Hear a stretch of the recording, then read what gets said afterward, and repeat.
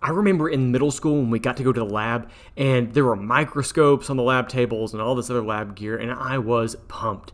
But, you can't show up because it's not cool to be excited about science, which is totally stupid because microscopes are awesome.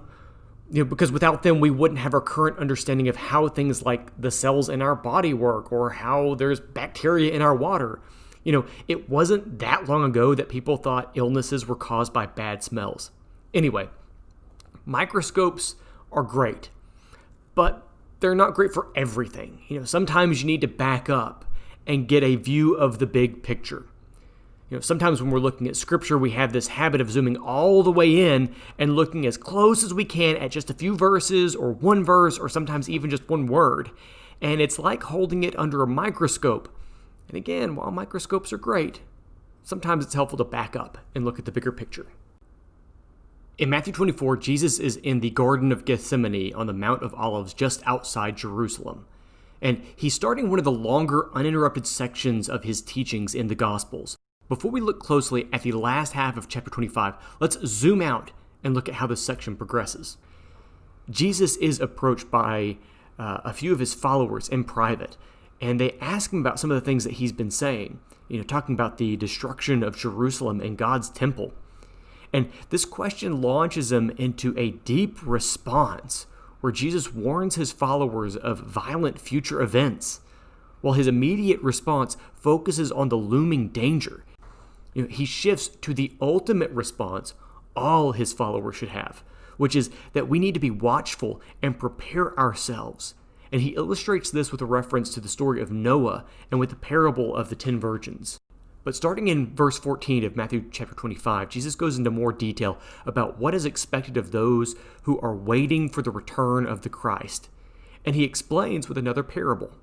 So there's a master, and he calls 3 of his servants, and he's going to give them a ridiculous amount of money to invest while he's away. The first guy gets like 100 years worth of wages. The second guy gets about 40 years worth of wages, and the last guy gets 20 years worth. Clearly the master recognizes some variable degree of ability in each of his servants. Even the guy with 20 years worth of wages has a massive amount of money. So, servants 1 and 2 run out and they start investing and trading and buying and selling.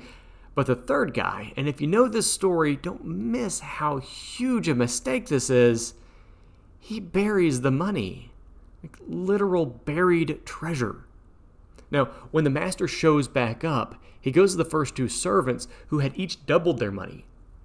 And the master tells them, each in turn, "Well done, good and faithful servant. You have been faithful over little. I will set you over much. Enter into the joy of your master." If the fortunes these guys were in charge of were considered little, what can you guess about how rich their master is and what they get to be in charge of? But the third guy, he tells the master that he was afraid because his master is tough and he reaps where he doesn't sow, which is more than a little insulting. Regardless, the servant who buried the treasure he was given is thrown out into darkness rather than being invited into the joy of his master. And as a means of explanation, Jesus continues by saying that when the Son of Man comes, all the nations are going to be gathered in, kind of like a flock before their shepherd.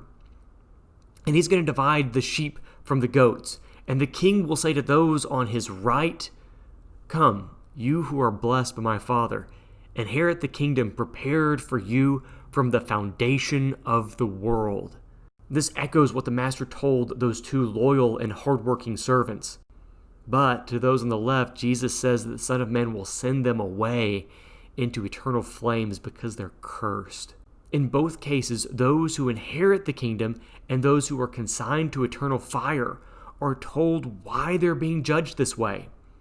Those who inherit the kingdom show kindness and compassion to the Son by giving him food and drink when he was hungry or thirsty, welcoming him in when he was a stranger, giving him clothes when he had none, visiting him when he was sick or in prison. Those who are sent away to punishment receive that judgment because they didn't do any of these things for the Son of Man. Now, when Jesus talks about the Son of Man, he's referring to himself. So Jesus is explaining that judgment will be based on the way we treat him. But both the righteous and the unrighteous are confused. They ask, "When did we see you hungry, thirsty, or in need?" And he explains, "You saw me whenever you saw someone in need." The way we treat people in need is how we treat Jesus. Jesus is coming, and we need to be prepared. Verses 14 through 30 and 31 through 46 are talking about the same thing. They're talking about the choice that we have to act, to do what is just and right for the sake of our King, for the sake of our neighbor, and for our own sake. These teachings are telling us we must invest what we've been given into the lives of others, and doing so not only relieves the pain of those who are suffering, but it is also the proper use of what our Master has given us for use in his kingdom. We are responsible for our own actions. If we know it's good to do something and we don't do it, we're wrong. We're sinning. But if we actively show our love for God through kindness, generosity, patience, and love for our neighbor, then we're upholding the law. The servant who invests his talents and earns profit for the kingdom is the person who shows compassion to people in need. Be aware of the people around you. Talk to them. Put yourself in their place. Ask yourself, if you were them, what would you need? Would you need food, clothing, or something else? And it doesn't have to be physical. Think about what it means for someone to need an opportunity to grow, encouragement to do what they're afraid to do, or even a sense of belonging. Providing these things can be powerful. What do you have that you can invest in others? Who can you help with what God has given you? We need to answer these questions not with our words, but with our actions. See you next week. God bless you. Go with God.